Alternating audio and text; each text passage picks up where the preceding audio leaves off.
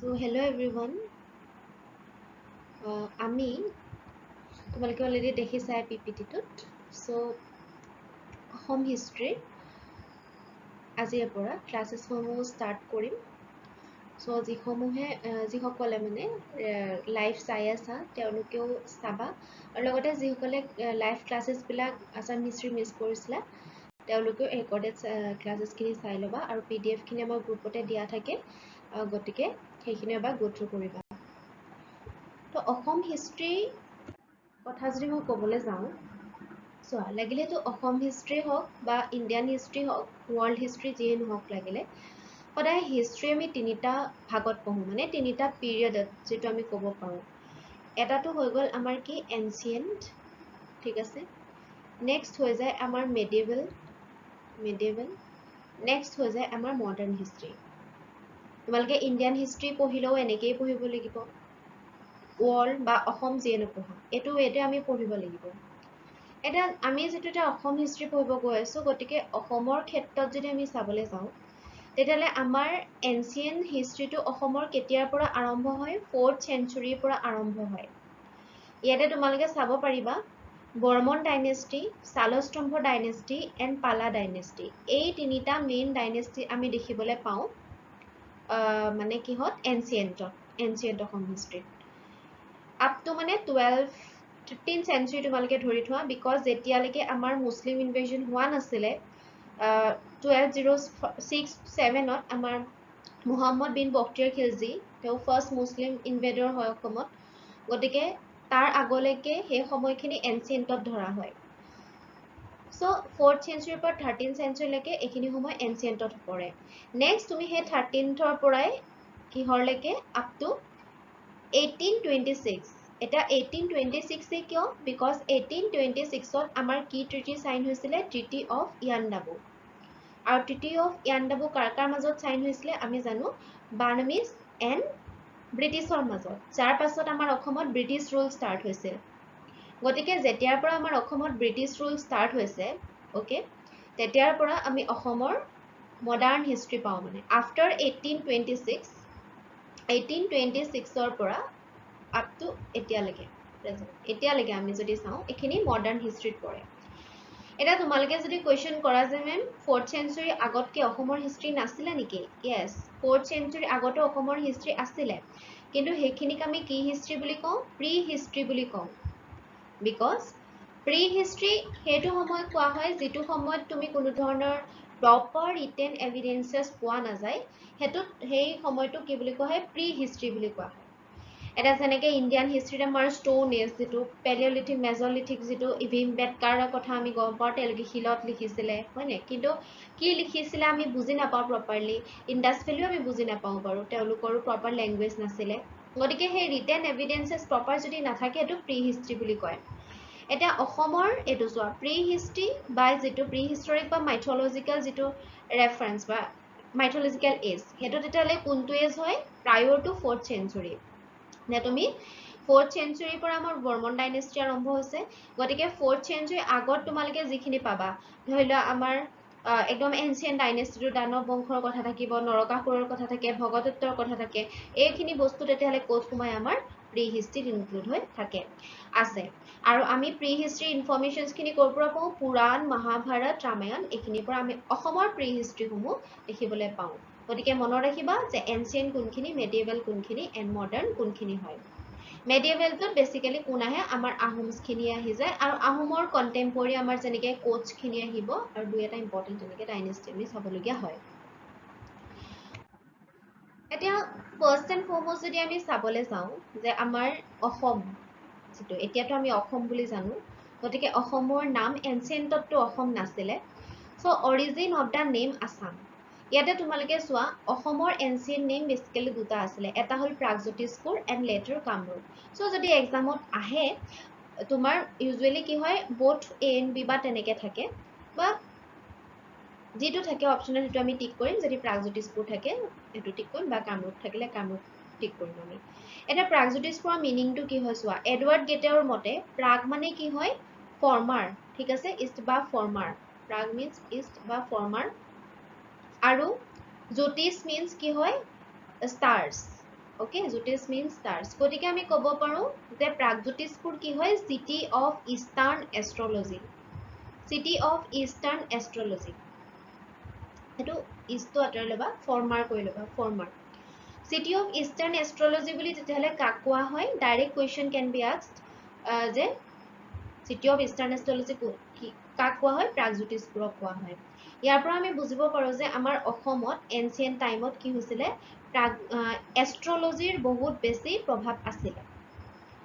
এটা যদি তোমালোকে চোৱা কেনেকৈ মনত ৰাখিব পাৰিবা যে প্ৰাগজ্যোতিষ হয়নে? প্ৰাগজ্যোতিষপুৰ। চ' জ্যোতিষে মনত ৰাখিব পাৰিবা তোমালোকে ডাইৰেক্ট কি? জ্যোতিষ বুলিলে আমি জ্যোতিষীৰ ওচৰলৈ কিহৰ কাৰণে যাওঁ? এষ্ট্ৰলজিৰ কাৰণে যাওঁ। চ' প্ৰাগজ্যোতিষপুৰ, জ্যোতিষে মনত ৰাখিবা এষ্ট্ৰলজি।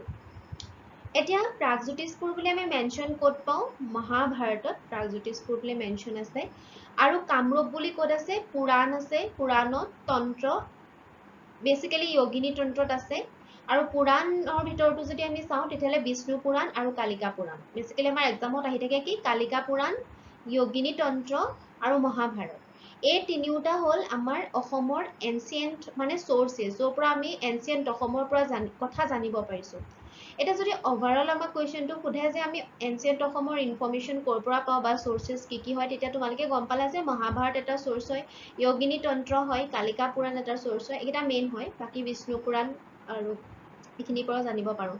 যদি কিন্তু আমাক স্পেচিফিকেলি সোধে যে প্ৰাগজ্যোতিষপুৰ বুলি ক'ৰ পৰা জানো, তেতিয়া আনচাৰ হৈ যাব মহাভাৰত। কামৰূপ বুলি ক'ৰ পৰা জানো, তেতিয়া মানে তোমালোকৰ আনচাৰটো স্পেচিফিক হ'ব লাগিব। তেতিয়া প্ৰাগজ্যোতিষপুৰ সুধিলে তোমালোকে কালিকা পুৰাণ বুলি কৈ দিলে নহ'ব মানে। অ'কে, নেক্সট চাওঁ আমি যে কামৰূপৰ যিটো ফাৰ্ষ্ট মেনশ্যন আমি সমুদ্ৰগুপ্তৰ এলাহাবাদ পিলাৰ ইনস্ক্ৰিপশ্যনতো দেখিবলৈ পাওঁ। এতিয়া সমুদ্ৰগুপ্ত আছিলে গুপ্তা বংশৰ এজন শ্ৰেষ্ঠ ৰজা বুলি কোৱা হয় তেওঁক, সমুদ্ৰগুপ্ত। গতিকে তেওঁৰ যিটো এলাহাবাদ পিলাৰ ইনস্ক্ৰিপশ্যন তাতো আমি কামৰূপৰ মেনশ্যন পাইছোঁ। Very important question. কুৱেশ্যন কেনেকৈ আহিব পাৰে যে এলাহাবাদ পিলাৰ ইনস্ক্ৰিপশ্যনটো কাৰ হয়? অ'কে, নেক্সট আমি পাব পাৰোঁ যে কোনটো পিলাৰ ইনস্ক্ৰিপশ্যন বা কোনটো ইনস্ক্ৰিপশ্যনত আমি কামৰূপৰ মেনশ্যন পাওঁ। তাতে দি দিব তোমাৰ, কাৰণ অশোকৰো বহুতখিনি ইনস্ক্ৰিপশ্যন আছে। গতিকে অশোকাছ ইনস্ক্ৰিপশ্যন, সমুদ্ৰগুপ্তছ ইনস্ক্ৰিপশ্যন নে ক'ত পাওঁ? ঠিক আছে, তো এইখিনি হৈ গ'ল আমাৰ কি ক'ত আমি মেনশ্যন পাওঁ কামৰূপ আৰু প্ৰাগজ্যোতিষপুৰৰ কথা। ওপৰত আমি পঢ়িলোঁ যে প্ৰাগজ্যোতিষপুৰৰ মিনিংটো কি হয়। এতিয়া কামৰূপৰ মিনিংটো যদি তোমালোকে চাবলৈ যোৱা তেতিয়াহ'লে ডক্টৰ বাণীকান্ত কাকতিয়ে কৈছে যে কামৰূপ এই যিটো ৱৰ্ড হয় এইটো কামৰূৰ পৰা আহিছে, যাৰ মিনিং কি হয়? মেজিক বুলি কৈছে। মানে একচুৱেলি অসমত এটাটো কথা, অসমত এষ্ট্ৰলজিৰ এনচিয়েন্ট টাইমত এষ্ট্ৰলজিৰ বহুত বেছি প্ৰভাৱ আছিলে। আৰু আমি মেজিকৰ ফালৰ পৰা যদি চাওঁ তেতিয়াহ'লে এটাটো আমি ক'ব পাৰোঁ কি black magic. Actually this is black magic. ঠিক আছে, ব্লেক মেজিকৰো বহুত আছে। এতিয়া নগাঁৱৰ মায়ঙৰ কথাও যদি আমি কওঁ, ব্লেক মেজিকৰ যথেষ্ট প্ৰভাৱ আছিলে। বাকী সেইটো এটা কাৰণ হয় যিটো কাৰণত আমি কামৰূপ বুলি ক'ব পাৰোঁ। আৰু নেক্সট এটা কাৰণ হৈ যায় যে কামৰূপ বুলি কিয় কওঁ? যে কামদেৱ যিজনক কোৱা হয় কি গড অফ লাভ। ঠিক আছে, গড অফ লাভ বুলি কোৱা হয়। তেওঁ ৰিগেইন হিজ ফৰ্ম, মানে একচুৱেলি বিহাইণ্ড দিছ এটা আমাৰ কাহিনী আছে। কাহিনী ইজ ৰিলেটেড টু মহাদেৱ। তো মহাদেৱে যেতিয়া তেওঁৰ তপস্যাত আছিলে আফটাৰ সতীজ ডেথ, গতিকে সতীৰ ডেথৰ পাছত যেতিয়া মহাদেৱ তপস্যাত আছিলে তেতিয়া কি হৈছিলে? কামদেৱে তেওঁক মানে এটা লাভ মানে ফিল কৰাবৰ কাৰণে গৈছিলে। আৰু তেওঁ থাৰ্ড আই অপেন হৈ কামদেৱ লগালগ কি হৈছিলে? ভস্ম হৈ গৈছিলে। গতিকে কোৱা হয় যে এই কামদেৱৰ যিটো গোটেই ইনচিডেণ্টটো আছিলে এইটো আমাৰ এই ভূমিতে হৈছিলে।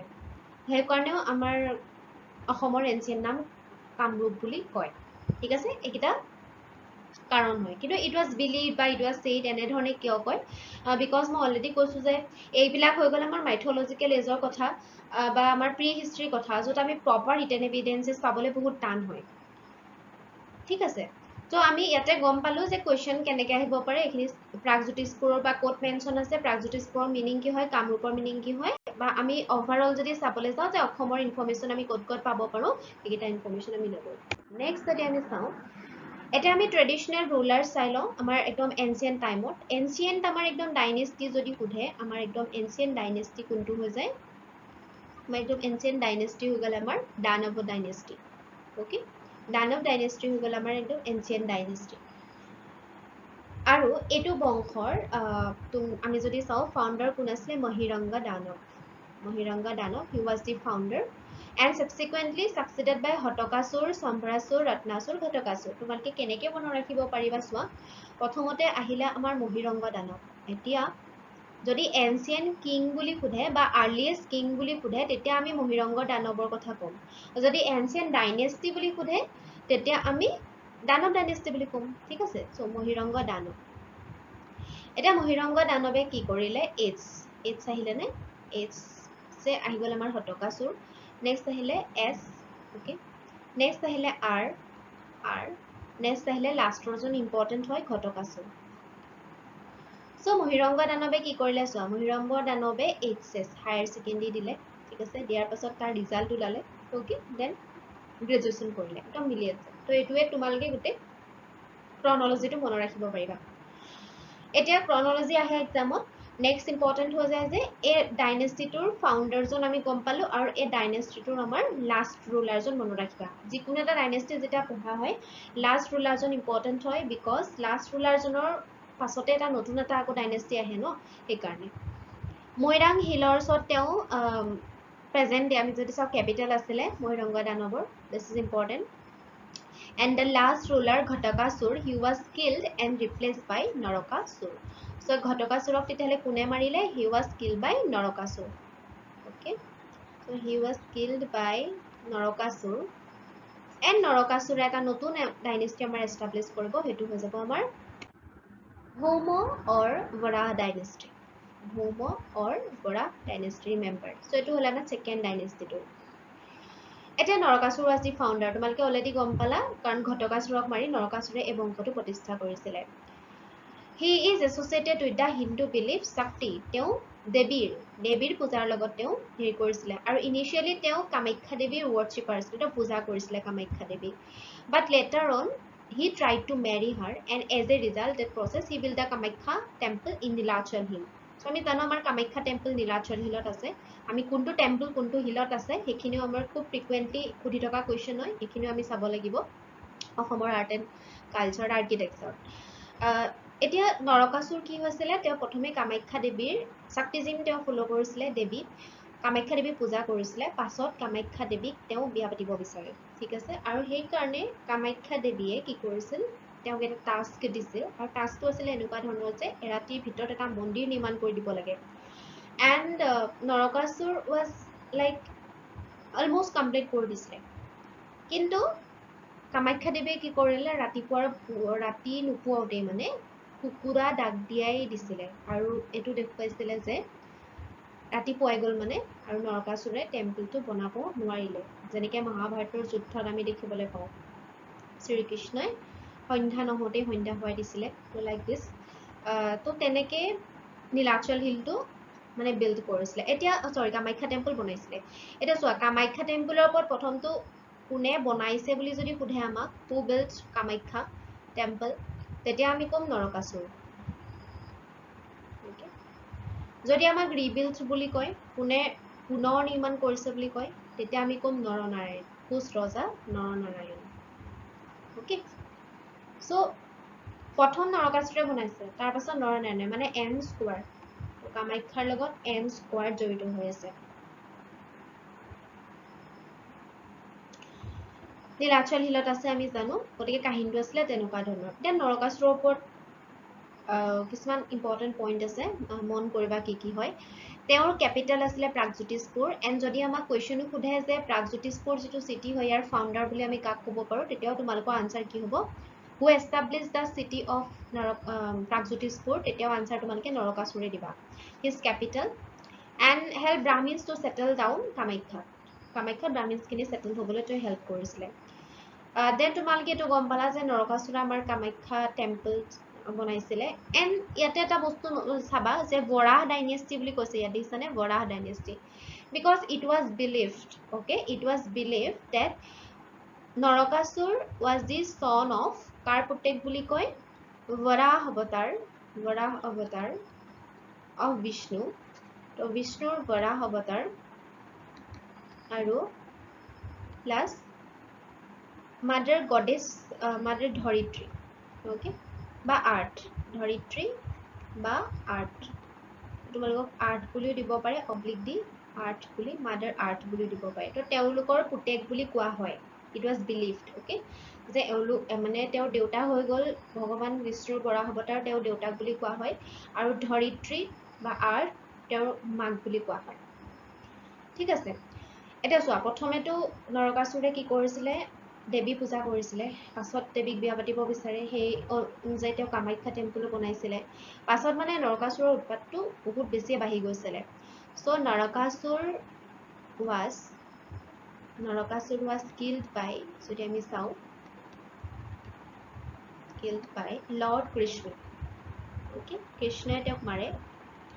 কৃষ্ণই তেওঁক মাৰে ঠিক আছে আৰু নৰকাসুৰৰ যিটো জেনেৰেল আছিলে তাৰ নাম আছিলে মুৰা ঠিক আছে জেনেৰেল অফ নৰকাসুৰ so ইয়াৰ জেনেৰেলটো he was also killed by Lord Krishna okay মানে নৰকাসুৰৰ জেনেৰেল আৰু নৰকাসুৰ দুইটাকে শ্ৰীকৃষ্ণই মাৰিছিলে আৰু সেইকাৰণে কোৱা হয় যে যিহেতু তোমাৰ লৰ্ড কৃষ্ণই নৰকাসুৰৰ জেনেৰেলটোক মাৰিছিলে যাৰ নাম মুৰা আছিলে চ' সেইকাৰণে শ্ৰীকৃষ্ণ মুৰাৰী বুলিও কয় বুলি জনা যায় বুলি কয় মানে দেন তোমালোকে প্ৰথমটো প্ৰাগজ্যোতিষপুৰৰ কথা পালো দেন আমাৰ কামাখ্যা টেম্পলৰ কথা পালো দেন তেওঁ কাৰ পুতেক সেইটো মনত ৰাখিবা দেন তেওঁ মুৰাকো মাৰিছিলে চ' এইখিনি ইম্পৰ্টেণ্ট পইণ্ট হৈ যায় আমাৰ নৰকাসুৰৰ ওপৰত তাৰপাছত যদি চাওঁ আমি he was succeeded by Bhagadatta okay তেওঁ পুতেক আছিলে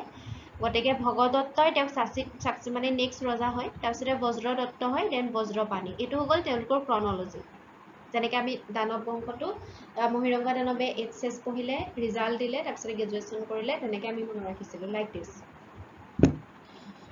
এতিয়া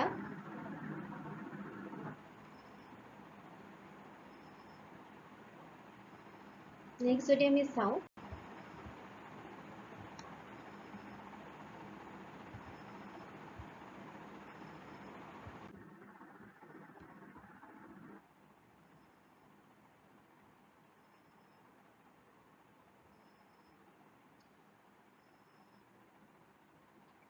So, one of the following books is the most important literary source for the study of early history of Assam.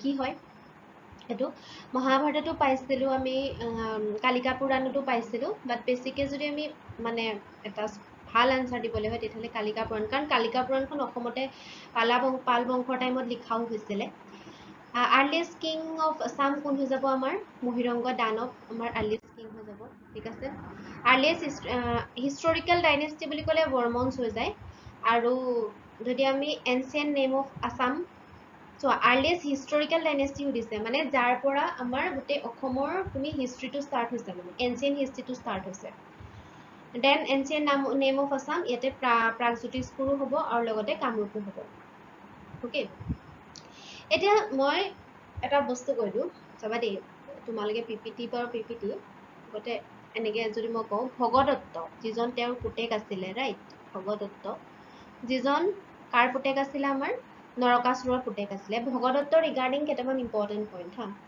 ভগদত্তৰ জীয়েকৰ নাম আছিলে কি ভানুমতী আছিলে ভগদত্তৰ জীয়েকৰ নাম and she was married to Duryodhan মানে আমাৰ মহাভাৰতৰ যুদ্ধত যাত কৌৰৱৰ ফালে আমি দেখো দুৰ্যোধনলৈ বিয়া দিছিলে Bhanumati she was married to Duryodhan গতিকে ভগদত্ত মনত ৰাখিবা তেওঁ যিহেতু নিজৰ জীয়েক ভানুমতীক দুৰ্যোধনলৈ বিয়া দিছিলে গতিকে ভগদত্ত তেওঁ মানে কি কৰিছিলে আমাৰ মহাভাৰতৰ যুদ্ধত তেওঁ পাৰ্টিচিপেট কৰিছিলে অসমৰ পৰা okay he was the only person যিজনে মহাভাৰতৰ যুদ্ধত অসমৰ পৰা পাৰ্টিচিপেট কৰিছিল so Bhagadatta he participated in the battle of কুৰুক্ষেত্ৰৰ যুদ্ধ বুলিও কয় so battle of কুৰুক্ষেত্ৰ বা আমাৰ মহাভাৰতৰ যুদ্ধত পাৰ্টিচিপেট কৰা মানুহজন কোন আছিলে ভগদত্ত আছিলে okay then ভগদত্তৰ এটা এলিফেণ্ট আছিলে একচুৱেলি ভগদত্ত যেতিয়া তাতে গৈছিলে তেতিয়া কি হৈছিলে তেওঁ যথেষ্ট বয়স হৈ গৈছিলে কিন্তু কোৱা হয় যে তেওঁ বয়স হোৱাৰ পাছতো বহুত এফিচিয়েণ্ট মানে আছিলে বুলি কোৱা হয় আৰু তেওঁক লাষ্টত অৰ্জুনে মাৰে শ্ৰীকৃষ্ণৰ যিটো কৈয়ে আছিলে মহাভাৰতত শ্ৰীকৃষ্ণই কৈয়ে অৰ্জুনক আটাইখিনিক মানে আমি দেখো ন মনত পেলাই পেলাই মাৰি আছিলে মানে কৈ থাকে আৰু অৰ্জুনে সেইমতে মাৰি গৈছিলে আৰু কাৰণ অৰ্জুনে মাৰিব বিচৰা নাছিলে কিন্তু তেওঁলোকৰ লগত যিখিনি বেয়া হৈ গৈছিলে সেইখিনি মনত পেলোৱাই আছিলে শ্ৰীকৃষ্ণই আৰু ভগদত্তৰ এটা এলিফেণ্টটোৰ নামটো মনত ৰাখিবা সুপ্ৰাতিকা অকে এলিফেণ্টটোৰ নাম আছিলে সুপ্ৰাতিকা দেন তেওঁক অৰ্জুনে মাৰে সেইটো মনত ৰাখিবা লিখি নিদিলেও সেইটো মনত থাকিবই তো এইটো কুৱেশ্যন আমি অহা দেখিবলৈ পাইছোঁ যে আগতে ভগদত্তৰ এলিফেণ্টটোৰ নাম আৰু লগতে অসমৰ পৰা মহাভাৰতৰ যুদ্ধত পাৰ্টিচিপেট কৰা মানুহজন সেইজন আছিলে ভগদত্ত দেন আৰু দুটামান আৰু জীয়েকৰ নামটো মনত ৰাখিবা ভানুমতী আছিলে আৰু লগতে আমাৰ যিটো গুৱাহাটীৰ যিটো দীঘলী পুখুৰী যিটো হয় অ'কে এইটো মই এক্সট্ৰাকে লিখি দিলোঁ এনেকৈ লিখি দিছোঁ দীঘলী পুখুৰী যিটো হয় এই দীঘলী পুখুৰীটো জীয়েকৰ মানে তেওঁৰ জীয়েক ভানুমতীৰ বিয়াতে খন্দুৱাইছিল বুলি কয় অ'কে তাৰপাছত নেক্সট যদি আমি চাওঁ এতিয়া চোৱা ভগদত্তৰ যেতিয়া আমাৰ ৰজা আছিলে ভগদত্ত যেতিয়া ৰজা আছিলে সেইটো টাইমত তেওঁৰ কণ্টেম্পৰৰী কিং মানে কি হৈ যায় যে তেওঁ সমসাময়িক ঠিক আছে তেওঁ সমসাময়িক আৰু দুজন ৰজাৰ কথা আমি চাওঁ এজন হৈ গ'ল আমাৰ অসুৰ কিংডমৰ যিজন আমাৰ কোন হৈ যায় বানাসুৰ অ'কে এজন হৈ গ'ল আমাৰ অসুৰ কিংডমৰ বানাসুৰ আৰু এজন হৈ গ'ল আমাৰ ভীষ্ম তো বানাসুৰ যাৰ কেপিটেলটো ক'ত আছিলে শোণিতপুৰত আছিলে আৰু ভীষ্মকৰ ক'ত আছিলে কুণ্ডিল নগৰ প্ৰেজেণ্ট ডে হৈ গ'ল আমাৰ শদিয়া তো কুণ্ডিল নগৰ প্ৰেজেণ্ট ডে হৈ গ'ল কি শদিয়া তো এওঁলোক দুজন যে হৈ গ'ল ন এতিয়া অসুৰ কিংডমৰ কথা মই আগৰ শ্লাইডত দিছোঁ বা সেইখিনি চোৱা কিন্তু তোমালোকে এইটো এটা কাহিনী লিখা আছে গতিকে শ্লাইড নহ'লেও তোমালোকে মই কৈ গ'লেও বুজি পাবা যে অসুৰ কিংডমৰ ফাউণ্ডাৰ মনত ৰাখিবা মৰিচি আছিলে ফাউণ্ডাৰ অসুৰ কিংডমৰ ফাউণ্ডাৰ আছিলে মৰিচি দেন তোমাৰ আমি যে পঢ়োঁ হিৰণ্যকশিপুৰৰ কথা জানো আমি হিৰণ্যকশিপুৰ অসুৰ বংশ আছিলে আৰু অসুৰ বংশ হৈ তেওঁৰ পুতেক প্ৰহ্লাদ আছিলে প্ৰহ্লাদো এইটো বংশৰ পৰাই বিলং কৰে গতিকে তেওঁৰ হিৰণ্যকশিপুৰে তেওঁ যেতিয়া প্ৰহ্লাদক কুৱেশ্যন কৰিছিলে ন যে তই মানে অসুৰ বংশৰ পৰা হৈ তই কিয় মানে ভগৱানক কিয় ভাবিছে মানে তো সেইখিনি মানুহকো আমি এই বংশটোতে দেখিবলৈ পাওঁ ঠিক আছে বহুতে কনফিউজ কিহত কৰি দিয়ে যে নৰকাসুৰ আৰু এফালে নৰকাসুৰ ভাবি অসুৰ বুলি ভাবি লয় কিন্তু অসুৰ কিংডম ইজ ডিফাৰেণ্ট আৰু নৰকাসুৰৰ বংশটোতো ভৌম হৈ যায় আৰু অসুৰ কিংডম মৰিচিৰ যিটো আছিলে সেইটো হয় এতিয়া চোৱা বানাসুৰৰ কথা তোমাৰ গোটেইখিনি কাহিনী গুচি যায় আমাৰ বানাসুৰৰ জীয়েক উষা আৰু উষা বিয়া হৈছিলে কালি অনিৰুদ্ধ এই চবেই জনা কথা চ' গন্ধৰ্ব বিবাহ উষা কি হৈছিলে তেওঁৰ যিগৰাকী বেষ্ট ফ্ৰেণ্ড মানে বুলি কোৱা হয় তেওঁৰ নাম আছিলে কি চিত্ৰলেখা গতিকে উষাই সপোনত দেখিছিলে আৰু সপোনত দেখি আটাইখিনি কথা চিত্ৰলেখাক কৈ গৈছিলে চিত্ৰলেখাই সেইমতে আৰ্ট কৰি কয় যে অনিৰুদ্ধক উঠাই আনিছিলে আৰু অনিৰুদ্ধ আছিলে আকৌ কোন অনিৰুদ্ধ আছিলে গ্ৰেণ্ডছন অফ লৰ্ড কৃষ্ণ মানে কৃষ্ণৰ গ্ৰেণ্ডছন আছিলে আৰু এইফালে বানাসুৰ আছিলে মহাদেৱৰ ভক্ত আছিলে যদি তোমালোকে চোৱা এওঁ আছিলে মহাদেৱৰ ভক্ত আৰু অনিৰুদ্ধ আছিলে গ্ৰেণ্ডছন অফ কৃষ্ণ চ' যেতিয়া উঠাই অনা হয় তোমাৰ অনিৰুদ্ধক ইয়াতে আছিলে তো কি হয় পাছত সেইকাৰণে বানাসুৰক বচাবৰ কাৰণে আহে মহাদেৱ আৰু অনিৰুদ্ধক বচাবৰ কাৰণে আহে শ্ৰীকৃষ্ণ যিখন যুদ্ধই কি হৈছিলে আমাৰ হৰিহৰ যুদ্ধ এইখিনি আৰু লগতে উষা অনিৰুদ্ধ যেতিয়া পলুৱাই আনিছিলে তো তাৰ ওপৰত এখন কিতাপো আছে যিখন কিতাপৰ নাম কি হৈছে কুমাৰ হৰণ গতিকে এইখিনি মই আগৰ শ্লাইড এটা দিয়া আছে বাট মই ভাবিলোঁ তোমালোকক কাহিনী হিচাপে এনেকৈ কৈ দিলোঁ গতিকে যিটো সকলোৱে জানাই গতিকে বেছি প্ৰব্লেম নাপাবা কথাটো হৈ গ'ল যে ভগদত্তৰ এওঁলোক কণ্টেম্পৰৰী আছিলে মানে সমসাময়িক আছিলে অ'কে গতিকে আমি গম পালো যে অসুৰ কিংডমৰ বানাসুৰ ভগদত্তৰ কণ্টেম্পৰৰী এজন ৰজা হৈ যায় তেওঁলোকৰ কেপিটেলটো আছিলে শোণিতপুৰত বাকি এইখিনি কথা গম পালা নেক্সট আছে আমাৰ ভীষ্মকৰ ওপৰত ভীষ্মক ৰুক্মিণীৰ দেউতাক হৈ যায় ভীষ্মক ৰজা ভীষ্মক তো তাৰ পৰা আমি চাওঁ যে কুণ্ডিল নগৰৰ প্ৰেজেন্ট ডে মানে প্ৰেজেন্ট ডে কি হয় কাৰণ প্ৰেজেন্ট ডে বিলাক সোধে ন আমাক ঠিক আছে তো এইকেইটা মনত ৰাখিবা আছিলে এওঁলোক দুজন আছিলে আমাৰ ভগদত্তৰ কণ্টেম্পৰৰী কিং হৈ যায় বাকি ভগদত্তৰ ওপৰত সেইখিনি কুৱেশ্যন আহে মানে অহা আগতে দেখিবলৈ পাইছোঁ এলিফেণ্টৰ ওপৰত দীঘলী পুখুৰীৰ ওপৰত আৰু নেক্সট আমাৰ তেওঁ মহাভাৰতৰ ইমান মানে বীৰ আমাৰ অসমৰ তেনেকুৱা আমিতো লাচিতৰ কথা জানো পাছত আহোম মোগলৰ যুদ্ধত কিন্তু এনচিয়েণ্ট টাইমৰ পৰাই বহুত মানে এফিচিয়েণ্ট আমি ৰজা আমি অসমত দেখিবলৈ পাওঁ কাৰণ অসমৰ পৰা তেওঁ পাৰ্টিচিপেট কৰিছিল আৰু যথেষ্ট শ্ৰেষ্ঠ মানে যথেষ্ট এফিচিয়েণ্ট আছিলে বুলিও কয় মানে কোৱা হয় নেক্সট কুৱেশ্যনটো আকৌ আহিছোঁ হু এষ্টাব্লিছ দ্য ভৌম ডাইনেষ্টি গতিকে ভৌম বা যিটো আমাৰ ভৌম বা যিটো বৰাহ ডাইনেষ্টি হয় সেইটোৰ ফাউণ্ডাৰ কোন আছিলে আমাৰ নৰকাসুৰ আছিলে কামাখ্যা টেম্পল তোমালোকে গম পাবাই কামাখ্যা টেম্পল বনাইছিলে আমাৰ নৰকাসুৰ যদি ইয়াতে বিল্ডছ নিদি পেলাই যদি আমাক ৰিবিল্ড দিলে হয় তেতিয়া আমি ক'লো হয় কোন নৰনাৰায়ণ ঠিক আছে অ'কে চ' এইখিনি আমাৰ কুৱেশ্যন আছিলে আৰু বেছিক কুৱেশ্যন আৰু লগতে ইয়াৰ পৰা তোমালোকে বৰ বেছি আমি যিহেতু কুৱেশ্যন দেখিব নাপাওঁ আমি এক্সামছবিলাকত যদি চাওঁ আহোম বা এইখিনিৰ পৰাই আমি বেছিকৈ কুৱেশ্যন দেখিবলৈ পাওঁ এনচিয়েণ্টৰ পৰা ইমানখিনি তোমালোকে চাই দিলে হৈ যায় তো নেক্সট